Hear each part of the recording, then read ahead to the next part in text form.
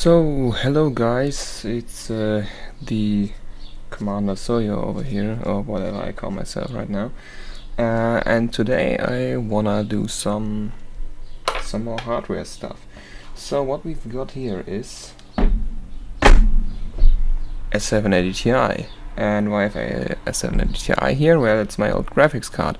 Why is it my old graphics card? Well, I broke it. I had this card for a bit over 4 years, and then one of the VRAM modules decided to die on me, and it's fine if you just put it in the PC and browse on Chrome and do some 2D stuff, but as soon as you start a 3D application, it just gives you the Space Invader-y thing and crashes out immediately. So no way, I can't really break it anymore. I think we just gotta take it apart. Well, I've taken apart it before, but I never did it on camera. And I really want to look at the VRM setup under there, because I'm pretty sure that this card is not a reference PCB, even though I thought it is a reference PCB all the time. But the thing that led me to believe it's not is that the reference PCB would have another 8 solder points for an additional power connector back there. And also this VRM setup looks also different, so there may be 2 additional power phases in there, which I think is true, but I don't know which of these are for VMEM or vCore, so I don't really know much about VRMs. I just want to know how much kablooey they can do. So yeah, I guess let's get started. Fortunately, oh, what happened to my camera? It shut itself off. Why did the camera shut itself off? Well, I guess we don't have footage for these few seconds, or the whole first few minutes of the video, if the camera decided to not save while I recorded. Well, whatever. As you can hopefully see, I don't know if the camera is too accurate. It's an old smartphone. The thing is, this heatsink is pretty easy to take apart. You have your 4 screws over the GPU, and you have your 3 additional screws at the VRMs, and that's actually everything you have to do. So if you just take apart these 3 screws at the VRM setup, and then a bit more carefully in a cross pattern the ones at the GPU, the whole heatsink will come off, which is kind of a relief if you think about how complicated it can be to take apart these Founders Edition heatsinks, especially the 20 series. Those are a pain in the ass. I watched some videos about it, and I think I hope I never have to do it, and really I don't really plan on buying a Founders Edition 20 card. Not just that I don't have enough money for it, but it wouldn't give me anything. So whatever. I've just taken out all these screws, and now technically the heatsink should come off. And actually the thermal paste application on here is okay. The last time I took it apart, I was worried that the thermal paste was not that good in the application, but I think this is okay. So what we can see here on the cooler first is the copper base plate for the GPU cooler, then the 4 no, not 4, it's 3. The 3 thermal pads for the VRAM, and there another thermal pad for the VRMs. And that's pretty much everything for this cooler. Pretty nice one. 6 heat pipes, 2 of which are thicker than the others. I think these 2 are 10 millimeters, the others are 8. And well, yeah.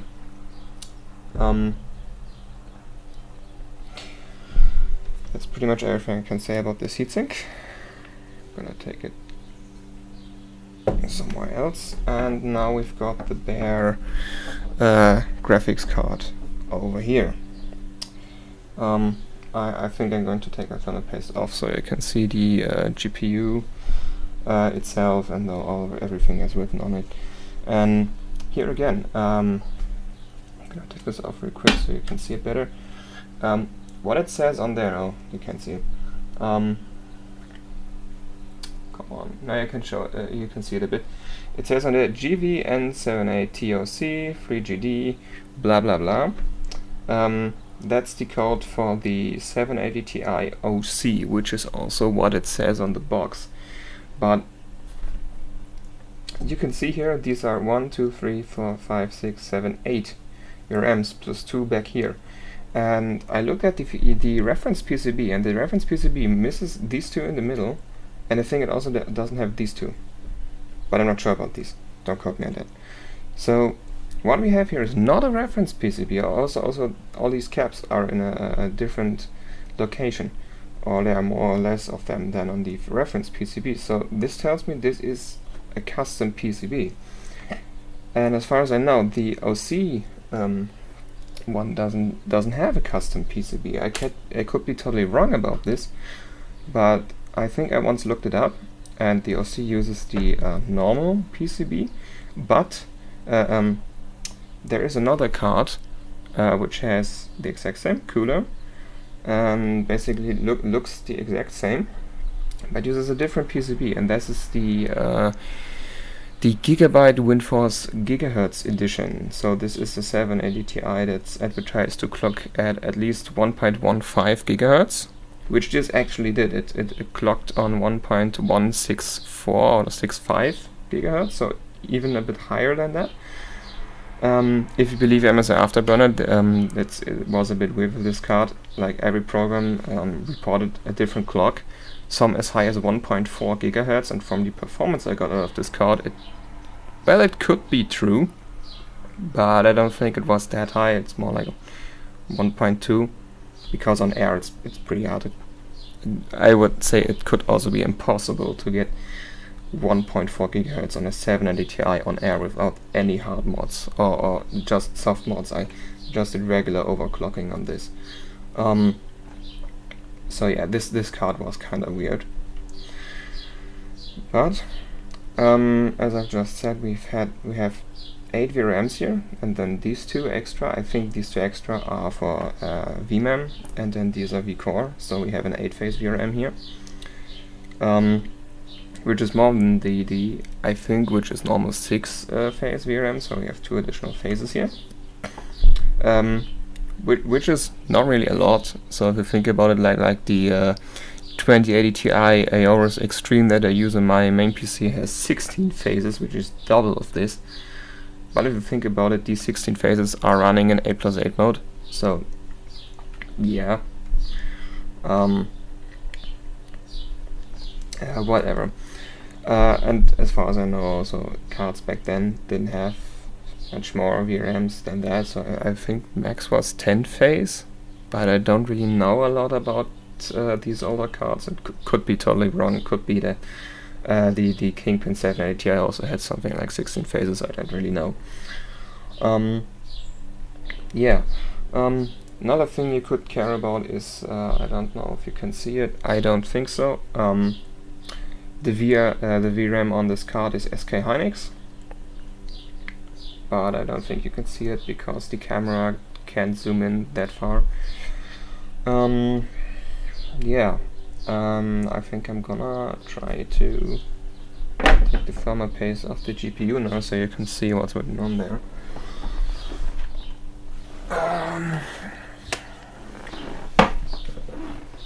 Well, of course we already know what's under there. It is a GK110-425B1, but it's always nice to see in person. And I think it's always a nice thing to see such a big chip. I really like these big GPUs, even though they waste power like nothing. Even though the RX 570 in my server can pull almost as much power as this did. I think it was like 350 watts. And yeah, as far as I know, RX 570 can pull also above 300 watts. but I don't know if it has to be overclocked for that, so don't really know. Also, the server has a 400 watt power supply, so it can't pull that much anyway. So you can start to see what's under there. Gonna polish it a bit. Get my thermal paste box over here. Do some polishing.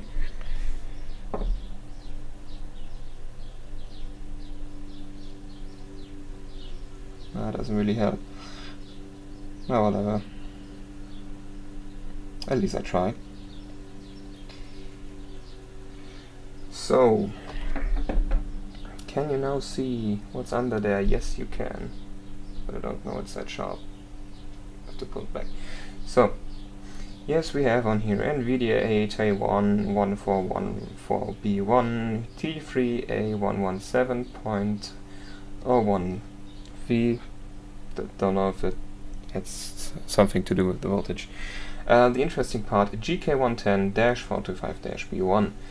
And also the most important part is a bit damaged because, well, you can still read it, but there's something missing from the letters. Well, I think that's it for this for the disassembly of this graphics card. I'm going to put the cooler back on, and I'm also going to apply new thermal paste because I want those "you did the thermal paste wrong" comments. If I get comments at all on this video, it's the first like improv video I do.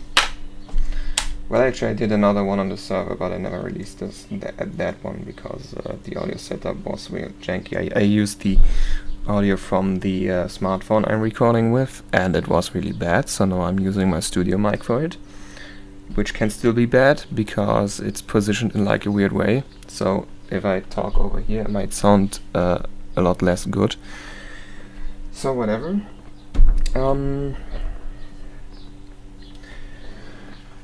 What I'm going to do is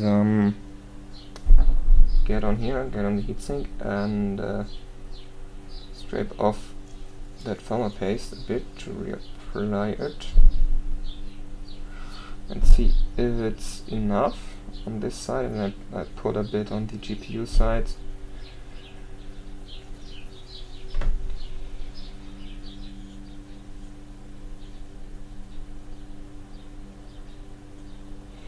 Yeah, it's enough for a thin layer of it. And I know it's probably impractical to do it on both sides, but I don't want to waste this thermal paste, even though it's like the cheapest. Literally, this thermal paste is the cheapest one I could find. I just wanted thermal paste to use whenever I needed it, because I don't want to waste IC diamond on everything, or like thermal grizzly conductor, not even though I have over 10 grams of it. So yeah, I think I'm ruining the finish with that. So, well, I think that's that looks about right, and dustier.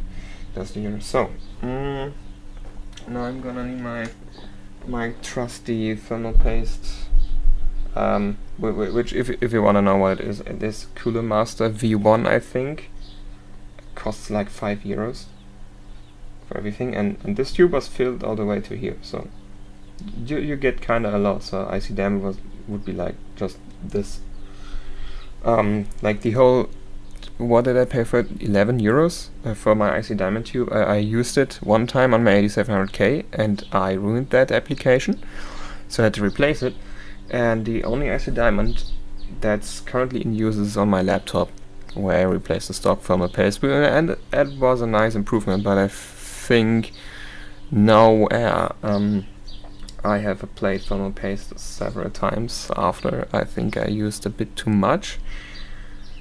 But anyways, so that laptop hardware is meant to run cool, especially not in such a laptop as I have. Maybe I'll do a video on that because I ordered something interesting off eBay. So yeah, maybe I'll do a video with that. So now let's get back to the 780 Ti. And now I will reapply that bit of thermal paste. So a grain of rice, which is always the common wisdom, and I think I'm going to spread it out a bit because that is still a huge GPU. Don't want areas to not be covered.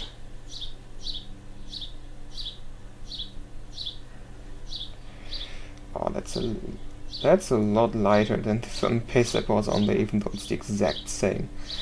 I think there's too much of the stock thermal paste left. Because I think I cleaned the GPU, but I never really cleaned the heatsink.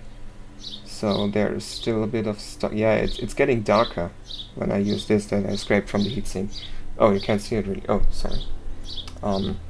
Yeah. It's getting a bit darker, but just a bit. Good to know that there's still a bit of stock thermal paste on there. So I'm just gonna say that's enough. If people are watching this, you're probably screaming right now because I'm doing it wrong or whatever, but gotta tell you, this card is dead anyway. But, well, not really dead. I probably just one of those VRAM modules is dead, and I could just desolder them, put new ones on, and have a working 780 Ti. And I might do that someday, but I never did something like that before, and I would have to learn it. And yeah, even if I wanted to, which at the moment I don't really, I would have to get some equipment for that. And I don't have to. I don't have anything right now. So let's get the heatsink back on.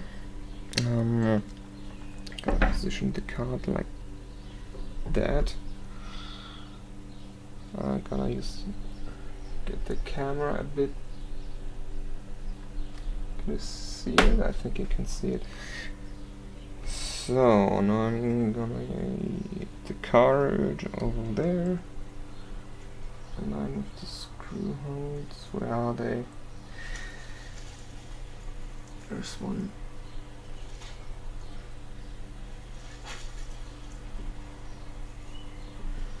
So is it on? I think it is. Oh, then. Oh shit! I forgot to connect the cable. Oh no, the thermal paste had already made contact. Oh no, it doesn't. Okay. It's just a thermal pad. So the fan cable's back in. I'm gonna put that back on right now. So now, second try.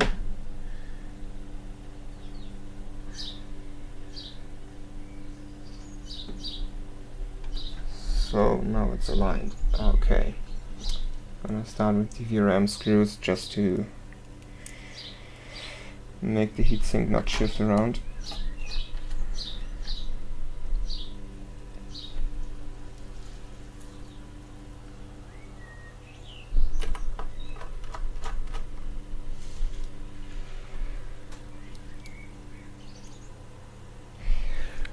Oh yeah, we are at 19 minutes already. Oh my god, this video is far too long.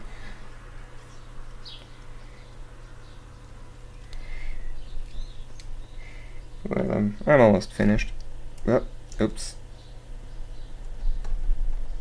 So I'm not gonna screw this in all the way because I don't want to put too much pressure on the GPU. So I once saw a picture of someone trying to mount an AIO to a Vega Frontiers edition, and that person did not do what I'm just doing. So they did not use cross pattern, and that person tied down the screws all the way. The result was a cracked GPU die, and you can see that. And I don't want that to happen because it's set. GPU probably just has a dead memory chip and the rest of it is fine. And it's a pretty nice GPU actually, so well, the 780 Ti isn't really price to performance king anymore, especially if you factor in the power consumption, but it's still a pretty capable card, especially if it overclocks as far as this does. Because I measured the performance once, and a 780 Ti is normally pretty close to a 1060, and I tested this against my friend's 1060, which is a pretty good overclocker actually, and it shit mixed it. So basically the 1060 didn't have a chance against this. So this is actually closer to a 1070 than a 1060. I don't know how close, but this card is a beast. So yeah, I really don't want to break it, and also had it for over 4 years, so this card has some sentimental, I can't speak English, value to it.